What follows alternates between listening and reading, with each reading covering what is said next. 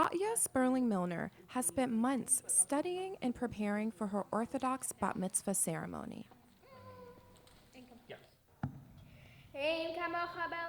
But unlike most other soon-to-be 12-year-olds, Batya is blind.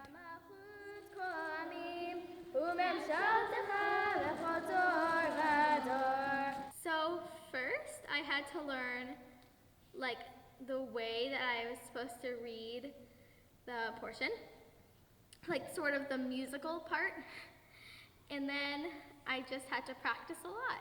Last year, a guy who was really a computer genius heard that there were no Braille musical notes for learning the portion, and he was so disturbed by this that he actually created a prototype overnight.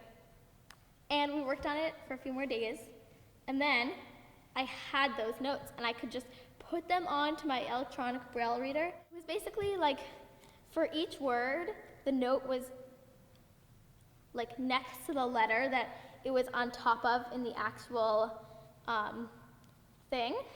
So I was able to read like that, and it was amazing because beforehand I was going to memorize it, and that's what other visually impaired people do. They just memorize the notes, somebody, I guess, makes them a recording or just tells them how it's supposed to sound, and then they mimic it, but it was really hard to remember every note. And so the fact that I had those notes was really important to me learning it, and I don't think I could have done it without them.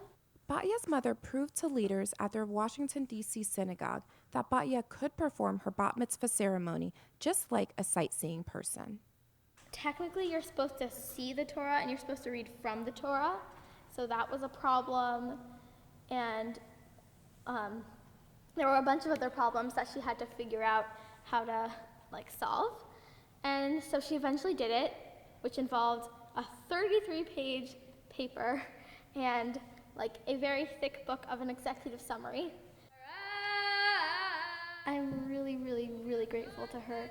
This bat mitzvah feels so much better now that I know that I am fulfilling the congregation's obligation.